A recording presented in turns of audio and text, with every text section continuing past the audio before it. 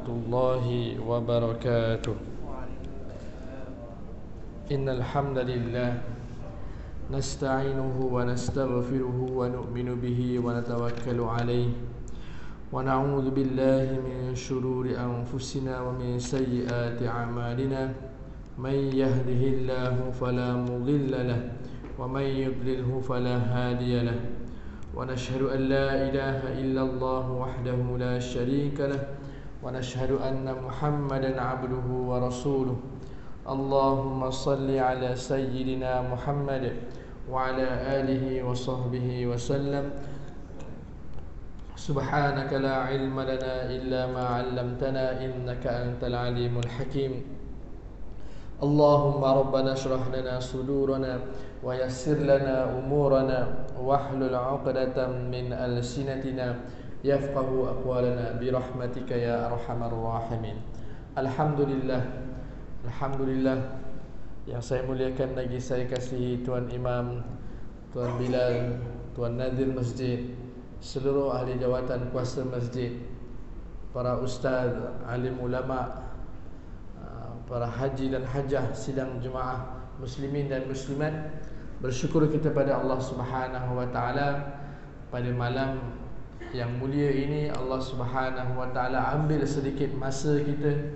Allah taala pilih kita dapat duduk sama-sama mendengarkan sabdaan Nabi sallallahu alaihi wasallam.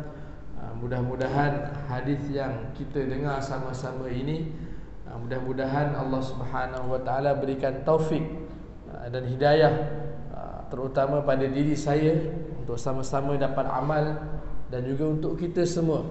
Mudah-mudahan tuan-tuan, Allah Subhanahu wa taala berikan kekuatan kepada kita untuk meningkatkan amalan kita. Kita ni sebagai orang yang beriman, sebagai hamba Allah Subhanahu wa taala, sebaiknya dan sebolehnya, sebaik-baiknya adalah tiap-tiap amalan kita hari demi hari pastikan ianya ada perubahan, ada peningkatan. Saya pesan untuk diri saya sendirilah, macam mana untuk ada perubahan, untuk ada peningkatan. Tidak lain tidak bukan tuan-tuan, zaman sekarang ini kita nak kena selalu dengan kuliah-kuliah, kita nak kena selalu dengan ceramah-ceramah, nak kena selalu dengan pengajian-pengajian.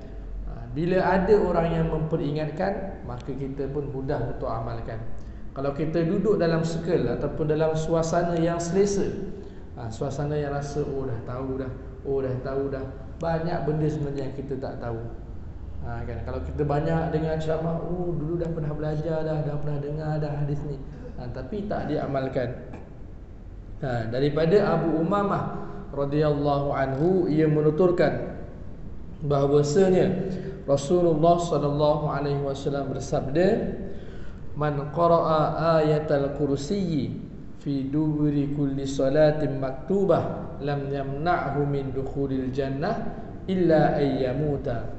Barang siapa membaca ayat kursi pada setiap selesai solat fardu, maka tidak ada sesuatu pun yang menghalanginya untuk masuk syurga kecuali ia meninggal dunia.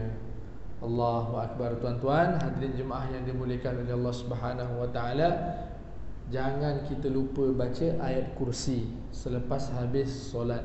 Sibuk macam mana kita sekalipun, mungkin tak mampu kita nak berwirid dengan imam, mungkin tak mampu kita nak duduk, mungkin kita ada keperluan lain dalam perjalanan tu, jangan lupa untuk kita membaca ayatul kursi. Dalam hadis yang lain, orang yang membaca ayat kursi ini, Allah Subhanahu wa taala akan pelihara dia daripada gangguan makhluk. Tak kiralah makhluk yang nyata ataupun makhluk yang tidak nyata. Daripada Anas radhiyallahu anhu, ia berkata bahawasanya Rasulullah sallallahu alaihi wasallam bersabda, "Suratun minal Quran ma hiya illa 30 ayah qasamat an sahibiha hatta adkhalathul jannah wa hiya tabarak." Ada satu surah dalam Al-Quran yang hanya terdiri daripada 30 ayat sahaja, namun ia akan membela orang yang membacanya sampai ia memasukkannya ke dalam syurga. Tuan-tuan, Al-Quran ni Al-Quran ni sendiri adalah syafaat. Al-Quran ni kalau kita baca selalu kan, kita baca selalu, insya-Allah dekat akhirat nanti dia akan jadi peguam bela kepada kita, lawyer pada kita. Kenapa kita di dekat dunia kena ada lawyer? Supaya menguatkan hujah kita. Kalau peraturan dunia kat Malaysia ni pun, kalau kita nak masuk mahkamah, kita tak dibenarkan bercakap sebenarnya. Kan? Kita dibenarkan bercakap apabila ada pendakwa raya tanya kita. Kalau kita nak bercakap, kita diwakili oleh peguam, lawyer. Dekat akhirat nanti tuan-tuan, kita akan diwakili oleh siapa dia tuan-tuan dalam ayat ni, dalam hadis ni, oleh satu surah yang apabila kita amalkan, dia akan menjadi peguam bela kita. Surah tu tuan-tuan baca pun dekat sini tiap-tiap selepas habis solat Isya. Surah Al-Mulk. Dia bukan membela saja, dia akan membela kita sampai kita masuk syurga. Confirm. Peguam bela dekat Malaysia ni tuan-tuan, dia bela kita ke dalam kita juga. Kan? Masuk juga kita penjara Kajang, contoh. Kan? Masuk juga kita penjara Sungai Buloh, contoh. Berjuta-juta bayarnya. Kan? Peguam pun kaya-kaya semua. Kan? Berjuta-juta bayarnya. Lagi kes profil tinggi, lagi mahal bayar peguam ni. Ini tuan-tuan, peguam yang kita nak hire ni, bayaran dia apa tuan-tuan? Apa bayaran dia? Baca surah Al-Mulk setiap selepas Isyak ataupun pada waktu malam hari. Apa dalam hadis disebut? Khosawat an sahibiha hatta adkhalatul jannah. Namun ia akan membela orang yang membacanya sampai ia masuk ke dalam syurga. Bela masuk dalam syurga. Allahu Akbar. Dalam hadis yang lain tentang surah Tabarak ni, dia akan menjauhkan kita daripada azab kubur. Kan? Dalam hadis yang lain disebutkan Nabi tidak akan tidur malam selagi Nabi tidak membaca apa? Surah apa tuan-tuan? Surah Al-Mulk dengan ada satu lagi, As-Sajdah. Alif Lam Mim As-Sajdah. Tak mampu nak baca dua, baca satu, Al-Mulk. Tak mampu nak baca dekat masjid, baca dalam perjalanan. Kan? Kalau macam saya, kadang-kadang kalau saya tak ada hal, saya join tuan-tuan. Kalau saya ada hal, mungkin ada mesyuarat ke, ada orang nak jumpa ke, nak berubat ke apa ke, saya balik awal. Balik awal tu dalam kereta bacalah. Kan? Jadi tuan-tuan kalau tengok saya balik awal tu, jangan, oh ustaz tadi cerita pasal soal Al-Mulk, ustaz pun tak duduk soal Al-Mulk. Beritahu awal lah. Beritahu awal. Kadang-kadang malam ni saya kena balik awal tuan-tuan. Ada hal sikit. Jadi perjalanan saya tu 30 minit nak balik rumah tu.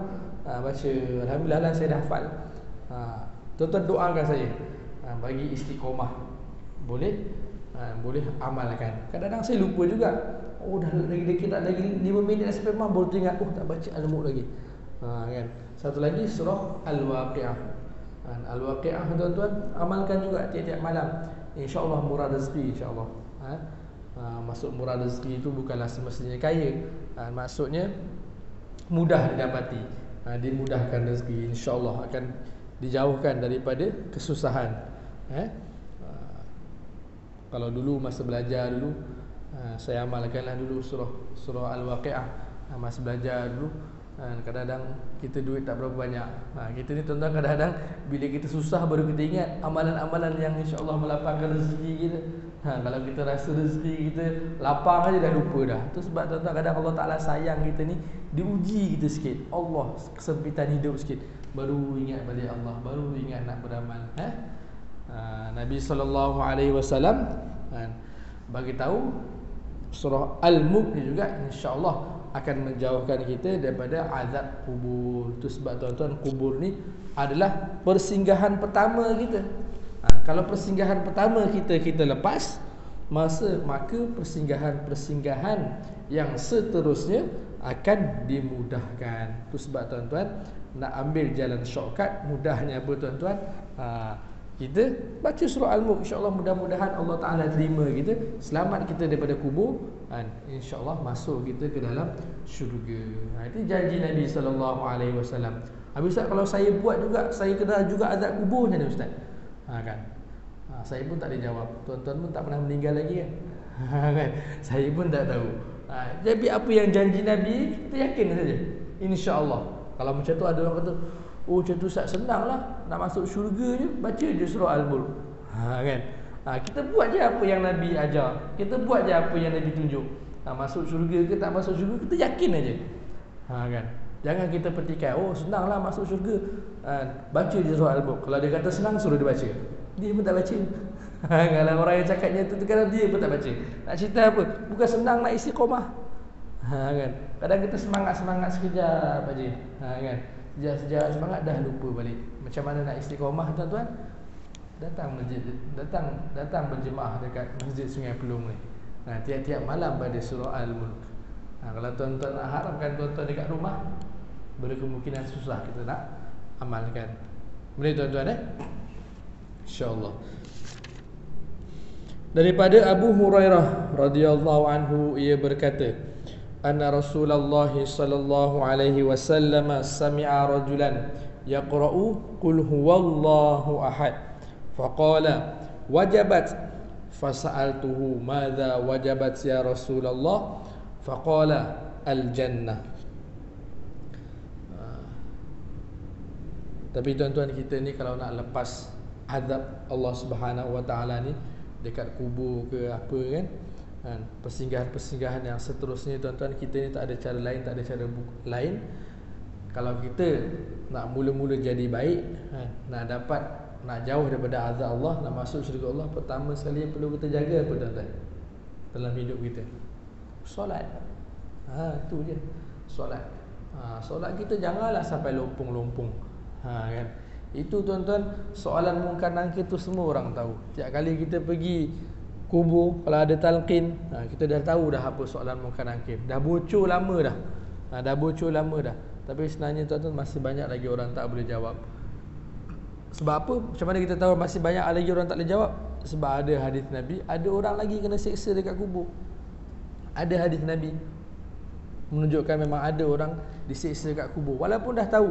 Nak ceritanya apa tuan-tuan, kita masuk dalam kubur tu kan, yang boleh jawab tu bukannya dengan sebab kepintaran kita, bukan dengan sebab kita ni hebat, bukan sebab kita belajar tinggi, bukan sebab kita dengar kuliah tiap-tiap hari, tapi dengan iman kita, dengan amal kita. Mudah-mudahan Allah Ta'ala jauhkan kita daripada azab kubur, jaga solat kita. Daripada Abu Hurairah, ini bahawasanya Rasulullah SAW pernah mendengar seorang laki-laki sedang membaca surah Al-Ikhlas, iaitu Qul huwallahu ahad. Lalu beliau berkata, pasti. Aku bertanya. Siapa yang bertanya tadi? Abu Hurairah. Abu Hurairah bertanya. Abu Hurairah ni tuan-tuan adalah sahabat Nabi yang paling banyak meriwayatkan hadis. Saya pun lupa berapa banyak, tapi dia adalah sahabat yang paling banyak meriwayatkan hadis. Nombor 1, paling banyak. Dan Abu Hurairah ni sejarah hidup dia, dia ni ahlu sufah, orang yang miskin. Maksudnya dia duduk dekat masjid, dia hanya duduk mendengar pengajian Nabi saja. Kan, makanan-makanan semua ada orang bagi. Ada hikmah juga, memang ada golongan-golongan yang miskin, tapi dia gunakan dia punya kefakiran, ketidakmampuan itu dengan banyak mengumpul hadis-hadis. Selepas kewafatan Nabi SAW, sahabat-sahabat yang lain nak meriwayatkan hadis, jumpa dia. Apa yang Nabi bagi tahu, lepas tu barulah dikumpulkan hadis-hadis tu, sampailah sekarang ada dekat kita. Yang paling banyak meriwayatkan hadis adalah Abu Hurairah. Jadi Rasulullah ni pernah mendengar seorang laki-laki sedang membaca surah Al-Ikhlas, lalu beliau berkata, pasti. Aku bertanya, Abu Hurairah bertanya, apa yang pasti wahai Rasulullah? Beliau menjawab, syurga. InsyaAllah orang yang selalu membaca surah Al-Ikhlas ni masuk syurga. Ini hadis riwayat 27. Hadis riwayat Imam Malik dalam kitab Al-Muwatta, dan juga ada dalam Jami' At-Tirmidzi, ada dalam Tuhfatul Wadhi. Hadis ini adalah hasan gharib. Daripada Anas radhiyallahu anhu, dalam kisah seorang laki-laki yang mengimami kaum Ansar di Masjid Quba, dan dia selalu membaca surah Al-Ikhlas pada tiap rakaatnya. Rasulullah sallallahu alaihi wasallam menanyakan kepadanya mengenai hal itu. Apa yang membuatmu membaca surah ini pada setiap rakaatnya? Ia menjawab, ya Rasulullah, sesungguhnya aku sangat mencintainya, iaitu mencintai surah Al-Ikhlas. Lalu Nabi sallallahu alaihi wasallam bersabda, inna hubbaha adkhalakal jannah. Sesungguhnya kecintaan terhadapnya membuat engkau masuk syurga. Sahabat ni tuan-tuan, dia tiap-tiap solat dia baca qul huwallahu ahad. Sebab apa alasan dia? Kita ni baca qul huwallahu ahad alasannya apa? Surah paling pendek, kita dah hafal daripada dulu lagi. Apa? Tauhid. Kan? Tapi alasan sahabat ni bukan itu. Itu membezakan kita dengan sahabat ni. Sahabat ni dia baca surah tu sebab apa? Sebab dia cinta dengan surah tu. Suka apa? Dia menghayati surah tu. Qul huwallahu ahad, katakanlah Allah itu satu yang esa. Kan?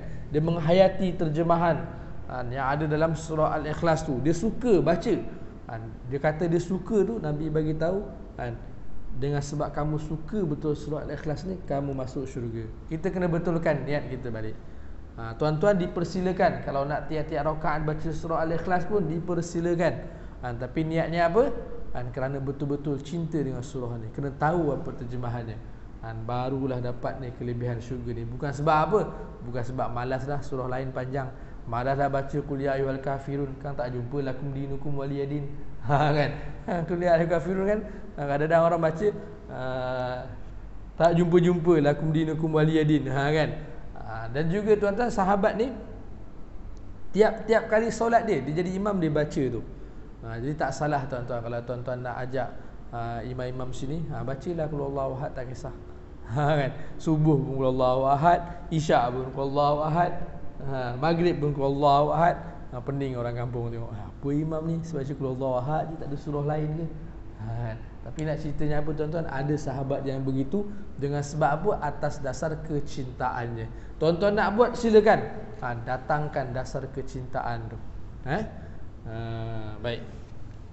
Daripada Muaz bin Anas radhiyallahu anhu dari Rasulullah sallallahu alaihi wasallam, beliau bersabda, man qara'a qul huwallahu ahad hatta yakhtimaha 10 marrat banallahu lahu qasran fil jannah. Barang siapa yang membaca surah Al-Ikhlas dari awal hingga akhirnya sebanyak 10 kali, nescaya Allah akan membangun untuknya sebuah istana di dalam syurga. Hadis riwayat Imam Ahmad dalam musnadnya. Hadis ini dihasankan oleh kebanyakan ulama. Baca surah Al-Ikhlas sebanyak 10 kali. Itu pun ada ganjarannya, ada kelebihan. Itu sebab sebelum ni saya pernah kongsikan pada tuan-tuan, kan, surah Al-Ikhlas kalau kita baca satu kali seumpama thuluthul Quran dalam hadis tersebut, 1/3 Al-Quran. Baca 3 kali. Tiap kali ada jenazah, tiap kali ada kematian, jangan cukup dengan bacaan surah Al-Fatihah.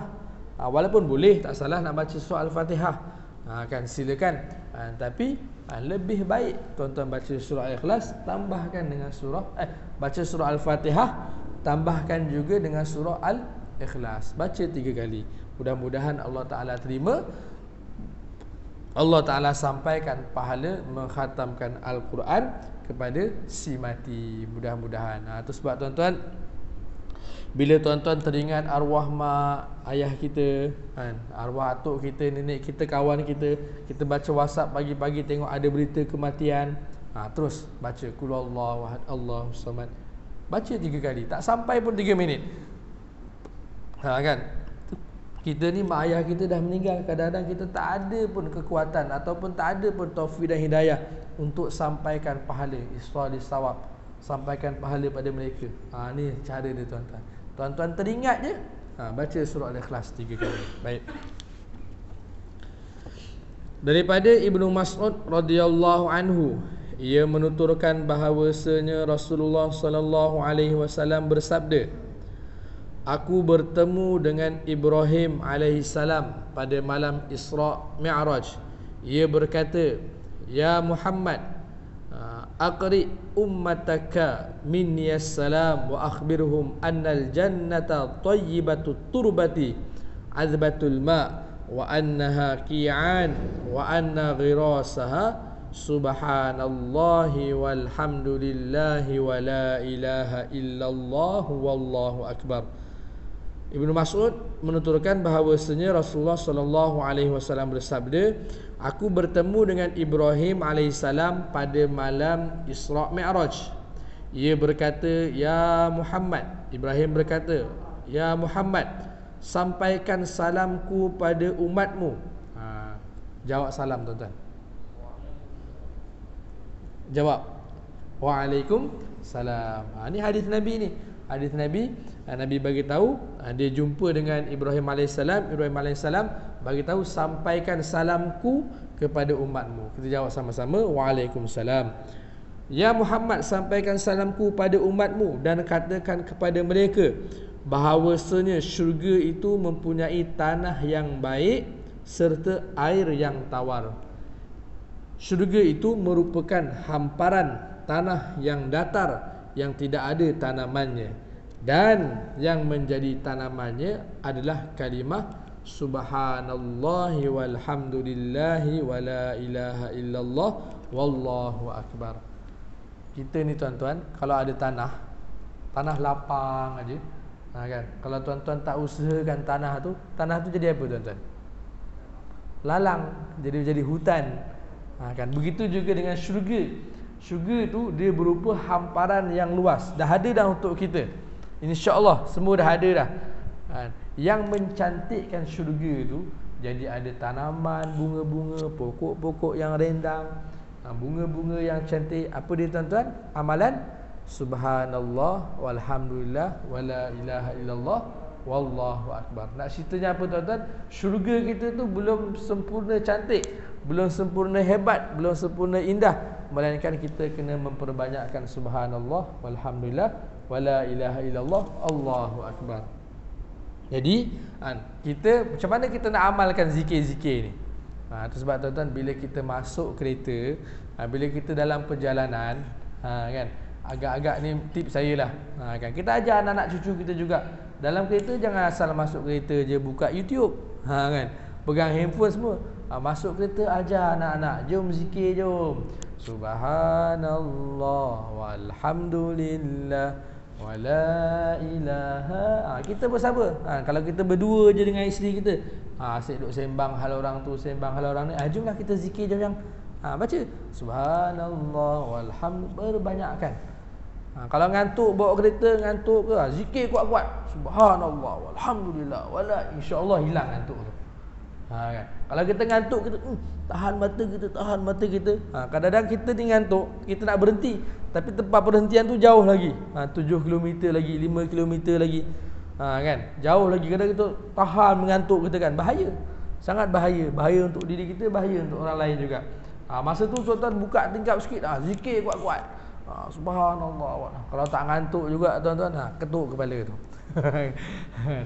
Kadang susah je. Mungkin saya dah sampaikan dekat sini juga, petu nak hilang ngantuk waktu memandu. Saya pernah sampaikan aku, kan. Apa dia? Siapa ingat? Ni bukan zikir lah, ni sekadar petu saya dengar dekat radio je. Apa dia? Tuan ingat? Agak ngantuk-ngantuk apa kata, dah zikir pun tak hilang, selawat pun tak hilang, bersembang dengan orang sebelah pun, orang sebelah dah ngorok dulu lah. Bahasa Jawanya ngorok, dah tidur dulu lah, dah berengkur dah, kan. Ngantuk sangat tak ada hilang. Cuba tuan-tuan cabut bulu hidung. Saya dengar dekat radio betul. Cabut bulu hidung, nanti mata tuan-tuan jadi berair. Sakit kan. Kadang bersin, InsyaAllah hilang ngantuk sekejap. Kan. Cuba try. Kalau sekarang ni, kalau tengok ada kawan-kawan tengah dengar kuliah, ngantuk tidur, tuan-tuan cabut bulu hidung ni. Janganlah gitu. Marah pula, kan. Gitu. Betul nak hilang ngantuk. Banyak kan, berzikir boleh tuan-tuan, berselawat boleh sambil kita bawa kereta. Ajar anak-anak cucu kita, bila masuk kereta je, mula-mula masuk kereta je, sama-sama baca doa. Bila depan makan je, sama-sama baca doa. Banyakkan berzikir, selawat. Banyak tuan-tuan selawat-selawat. Ya Latifu ya, nampak? Kita buka YouTube tuan-tuan, kan. Tu zikir-zikir munajat tu. Ajak anak-anak cucu-cucu bila naik kereta baca tu. Baca ataupun Asmaul Husna. Kan sebelum ni kan saya dah sampaikan hadis mengenai kelebihan orang yang membaca Asmaul Husna. Daripada Abu Hurairah radhiyallahu anhu, Nabi sallallahu alaihi wasallam bersabda, sesungguhnya Allah Subhanahu wa taala mempunyai 99 nama, iaitu 100 kurang 1. Barang siapa yang menghitungnya, nescaya ia akan masuk syurga. Maksud menghitungnya tu apa tuan-tuan? Baca. Baca kita ni tuan-tuan, semua hidup kita Allah Akbar, Asmaul Husna pun tak pernah kita nak baca. Ada keberkatan tu. Kenapa Nabi SAW sebut dalam hadis ni? Ini hadis riwayat Bukhari ni. Orang yang menghafalkan dan mengamalkan Asmaul Husna, Nabi bagi tahu dia masuk syurga. Amalkan tu bila? Bila-bila lah. Tiap-tiap hari. Kalau saya ada baca dalam kitab kitab ulama, salah seorang ulama India, Maulana Ashraf Ali Tanwi, memang dalam hadis tak sebut bila, dia sebut suruh je baca. Jadi tuan-tuan ambil lah masa bila-bila, lepas subuh ke, lepas subuh sekali, lepas maghrib sekali. Takkan kita tak boleh hafal tuan-tuan 99 nama. Nama tu nama Allah. Kita tuan-tuan, nama Perdana Menteri Malaysia kita ingat semua. Kan? Tun Abdul Rahman, semua kita ingat. Nama ahli parlimen satu Malaysia ni bukan kita ingat. Nama ahli politik semua kita ingat. Nama Allah tak ingat. Malunya kita tuan-tuan. Allah tu ada 99 nama. Hafal gitu tuan-tuan. Kita tuan-tuan, nama orang yang tak sepatutnya pun kita ingat. Nama Perdana Menteri negara jiran pun kita ingat. Nama raja-raja yang baru meninggal ni pun kita ingat nama dia. Sejarah dia pun kita tahu. Sebut nama orang semua kita kenal. Nama Allah tak hafal. Allahu Akbar. Dekat WhatsApp kita tu, kita save nombor orang tu kadang lebih 100. Semua kita kenal. Kawan kita, AJK masjid, jiran kita, semua kita kenal. Lebih lah 100 orang. Mau beribu orang kita kenal. Kan? Nama Allah kan? Nama Allah tak pernah hafal. Dulu tuan-tuan kita kecil-kecil, kalau saya tu, saya pun sekarang dah lupa jugalah, sebab tak diamalkan. Mudah-mudahan saya sebut hadis ni Allah Ta'ala bagi taufik bagi saya baliklah untuk ingat balik. Dulu kalau dekat SRA, kat kafar tu, wajib hafal tu kan? Nas'aluka ya man huwallah. Zaman saya dulu tahun 99, 97. Kalau tak hafal tu tuan-tuan, ustazah masukkan pen 3 batang sini. Dia kepit ni. Sakit tuan-tuan. Tu sebab saya hafal. Kan? Kalau sekarang tak boleh dah. Ustazah-ustazah pun tak boleh dah rotan-rotan. Zaman saya ustazah masih rotan lagi, masih buat macam ni, ketuk pakai pemadam papan hitam. Kan? Sakit tu. Itu yang menyebabkan kita hafal tu. Hafal tahiyat akhir, hafal doa kunut. Kan? Allahu Akbar. Hafalkan balik tuan-tuan. Sekarang ni mudah je, tuan-tuan buka je handphone tuan-tuan ni, sekarang pun boleh. Type je kat Google. Asmaul Husna, nama-nama Allah. Screenshot tiap-tiap hari, hafalkan. Kalau baca ikut lagu dia, macam lagu nasyid tu, Nas'aluka ya man huwallahu alladhi la ilaha illa huwar rahmanur rahim Al-Malikul Qudusus Salamul Mu'min. Itu lebih kurang 4 minit habis dah. 4 minit 3 minit habis. Senang je nak hafal benda tu tuan-tuan. Nama Allah kita kena ingat dan juga amalkan. Nabi bagi tahu apa? Insya-Allah masuk syurga. Baik. Dari Jabir radhiyallahu anhu, ia berkata, Nabi sallallahu alaihi wasallam bersabda, Man qala subhanallahil azimi wa bihamdih urisat lahu nakhlatun fil jannah. Sesiapa yang membaca subhanallahil azimi wa bihamdih, akan ditanamkan baginya satu pohon di dalam syurga. Hadis riwayat At-Tirmizi dalam jami'nya. Kita baca sama-sama boleh tuan-tuan. Subhanallahil azim wa bihamdih. Baca kuat-kuat. 1, 2, 3. Subhanallahil azim wa bihamdih. Subhanallahil azim wa bihamdih. Sesiapa yang membacanya akan ditanamkan baginya satu pohon kurma di dalam syurga. Daripada Abu Hurairah radhiyallahu anhu, dia berkata Rasulullah sallallahu alaihi wasallam pernah berjalan melewatinya saat ia sedang menanam sesuatu pohon. Beliau bertanya, ya Abu Hurairah. Nabi bertanya, wahai Abu Hurairah, malladzi tagrisu, apa yang kamu tanam? Qultu ghirasan li, aku tanam satu pohon untukku.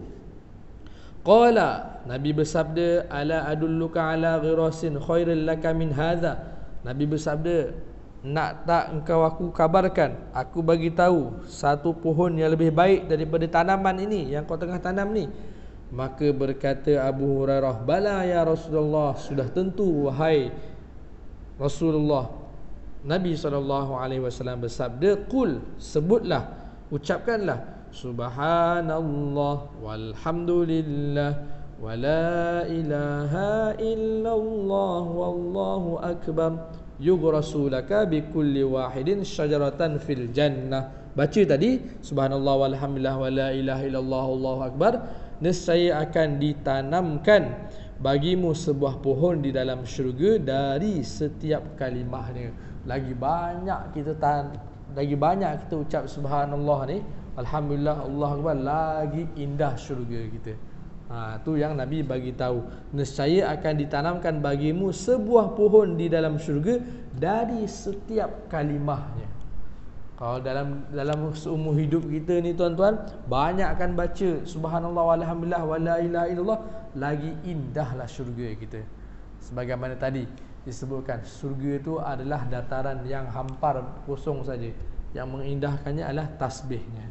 Abu Hurairah radhiyallahu anhu berkata juga, ja'al fuqara'u ila Nabi sallallahu alaihi wasallam. Orang-orang fakir datang kepada Nabi sallallahu alaihi wasallam, maksudnya orang yang tak ada mempunyai harta yang banyak, fakir miskin. Faqalu, mereka berkata, zahaba ahlud dusur min amwali bid darajatil ula wan naimul muqim. Para ahli dusur, yakni orang-orang kaya, pergi dengan membawa darajat yang tinggi dan kenikmatan yang abadi. Mereka mengerjakan solat sebagaimana halnya kami mengerjakannya, dan berpuasa sebagaimana kami berpuasa. Tetapi mereka mempunyai keutamaan berupa harta, sehingga mereka mampu menunaikan haji dan umrah, dan mereka dapat berjihad di jalan Allah dan bersedekah. Orang-orang fakir zaman dulu tuan-tuan, dia datang jumpa Nabi, dia iri hati, dia jealous, dia cemburu. Cemburu dengan apa? Dengan sebab akhirat, bukan cemburu dengan sebab dunia. Bukan dia cemburu dengan sebab dunia, dia cemburu dengan sebab akhirat. Dia kata orang-orang kaya ni untunglah, Allah Ta'ala bagi mereka kelebihan harta yang banyak. Mereka boleh berjihad, maksudnya boleh menginfakkan harta untuk berjihad, boleh buat collection, buat dana-dana untuk kumpul alat-alat peperangan, buat pedang, buat perisai, semua pakai duit mereka. Untunglah mereka. Tapi kami ni orang miskin, tak ada duit, tak banyak harta. Mereka pun solat, kami pun solat. Mereka berpuasa, kami pun puasa. Tapi mereka lebih tinggi pahalanya dari kami dari segi harta. Jadi mereka ni, itu yang mereka jealouskan. Jealouskan dari segi apa? Dari segi amalan. Patutnya kita kena jealous juga, orang tu boleh ngaji, tiap-tiap malam boleh ngaji, nampak dia ngaji. Orang tu boleh berzikir, orang tu boleh pergi masjid subuh-subuh, orang tu boleh beramal. Patutnya beramal tu yang kita jealouskan. Tapi sekarang ni kita ni, Allah Akbar, banyak jealouskan benda lain, kan? Maka Rasulullah sallallahu alaihi wasallam bersabda maukah kalian ku beritahukan, tu dah sikit lagi. Maukah kalian ku beritahukan tentang amalan yang bila kalian kerjakan, nescaya kalian akan menyusul orang-orang kaya yang mendahului kalian. Jadi Rasulullah sallallahu alaihi wasallam bersabda, tadi ada seorang sahabat, dia bertanya Nabi, ada orang-orang kaya, mereka ini lebih pahalanya daripada kami. Kerana apa? Mereka boleh bersedekah dan banyak bersedekah, sedangkan kami hanya solat seperti mana orang kaya solat, berpuasa seperti mana orang kaya berpuasa. Maka Rasulullah sallallahu alaihi wasallam bersabda, jangan gelisah, jangan rasa terpinggir. Rasulullah bersabda, maukah kalian ku beritahukan tentang amalan yang bila kalian kerjakan, nescaya kalian akan dapat challenge ataupun dapat mengalahkan orang-orang kaya tadi yang mendahului kalian. Dan kalian tidak akan didahului oleh orang-orang setelah kalian. Kalian akan menjadi orang yang terbaik antara mereka, kecuali orang kaya tadi pun buat hal yang sama. Apa dia? Iaitu ucapkanlah zikir subhanallah walhamdulillah wala ilaha illallah wallahu akbar setiap selesai solat sebanyak 33 kali. Maksudnya subhanallah 33, alhamdulillah 33, Allahu akbar 33. Itulah yang boleh membezakan ataupun kita boleh challenge orang yang berharta tetapi orang yang berharta tapi dia tak buat ni. Kan? Kalau orang tu berharta, dia buat juga selepas solat, dia buat juga ni, tak dapat nak challenge. Kan? Jadi tuan-tuan, kalau kita nak challenge orang-orang yang Allah Ta'ala bagi kelebihan harta, mungkin dia boleh bersedekah banyak, tapi kita tak ada harta yang tak dapat nak bersedekah dengan banyak, kan? Jangan lupa selepas habis solat, amalkanlah subhanallah 33, alhamdulillah 33 dan Allahu akbar 33 ataupun 34 kali. Kemudian Nabi SAW sambung dengan hadis tadi, ada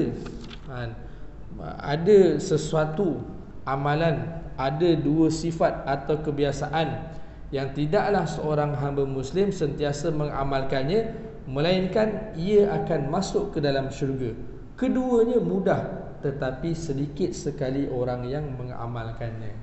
Nabi bagi tahu amalan ni mudah, tapi sebenarnya tak ramai orang buat. Kan? Tuan-tuan rasa ramai sebab apa? Tuan-tuan rasa macam semua buat sebab semua duduk kat masjid. Kan? Tapi dia ada satu lagi amalan yang jarang orang buat, tapi dia mudah. Apa dia tuan-tuan? Yang pertama itu tadi Nabi bagi tahu, yang pertama tasbih 33 subhanallah, alhamdulillah, Allahu akbar setiap solat 100 kali. Yang satu lagi tuan-tuan, iaitu membaca tasbih sebanyak yang sama juga 33 sebelum tidur. Ini jarang orang buat. Itu sebab sahabat tadi tanya, wahai Rasulullah, bagaimana keduanya dikatakan mudah tapi engkau kata sedikit orang yang mengamalkannya? Beliau menjawab, syaitan mendatangi salah seorang daripada kalian menjelang tidurnya, lalu syaitan akan membuatnya tidur sebelum ia mengucapkan kalimah tadi. Syaitan juga mendatanginya setelah ia menyelesaikan solat, lalu ia mengingatkannya kepada keperluannya sebelum orang itu mengucap kalimah tersebut. Jadi ada syaitan yang khusus untuk goda kita semua. Tak kira lah Tok Imam ke, Tok Bilal ke, ahli jawatan kuasa masjid ke, kita ke, siapa-siapa. Dalam hadis ni memang ada syaitan yang khusus yang akan menyebabkan kita ni lupa ataupun malas ataupun tak buat zikir selepas solat dan sebelum tidur, iaitu zikir subhanallah, alhamdulillah, wala ilaha illallah, Allahu akbar. Apa kelebihan dia tuan-tuan? Orang yang berzikir sebelum solat 33 kali ini, itu dinamakan tasbih Fatimah. Kan? Satu ketika Fatimah ni Sayyidina Ali meriwayatkan hadis ini, dan satu ketika Fatimah ni dia minta dengan Nabi nak pembantu rumah, sebab dia ni letih menjalankan tanggungjawab kerja rumah, letih, kan? Jadi nak mintalah pembantu rumah. Nabi amalkan, Nabi ajar sebelum tidur ucap dulu. Bila Fatimah tadi dia ucap, tuan-tuan, Allah Ta'ala bagi dia kekuatan yang luar biasa. Jadi tuan-tuan, kalau kita punya badan kuat, sihat, cuba try amalkan. Kan? Sebelum tidur ni kita amalkan tasbih 33 kali ni, sebagaimana yang Nabi ajarkan kepada Fatimah dan berkesan. Fatimah, Allah Ta'ala bagi dia kekuatan yang luar biasa. Cuba kita amalkan juga tuan-tuan. Mudah-mudahan Allah Subhanahu Wa Ta'ala pun bagi kita kesan yang sama. Boleh tuan-tuan Mudah-mudahan apa yang kita dengar ni dapatlah kita ambil i'tibar, dapat amalkan dan dapat sampaikan. Yang baik datang daripada Allah Subhanahu Wa Taala, dan tidak baik datang dengan sebab kelemahan dan dosa saya. Sama-sama kita tutup majlis kita dengan bacaan tasbih kafarah. Subhanakallahumma wa bihamdika asyhadu an la ilaha illa anta astaghfiruka wa atubu ilaih. Wabillahi taufiq wa hidayah. Wassalamualaikum warahmatullahi wabarakatuh. Taqabbalallahu minkum.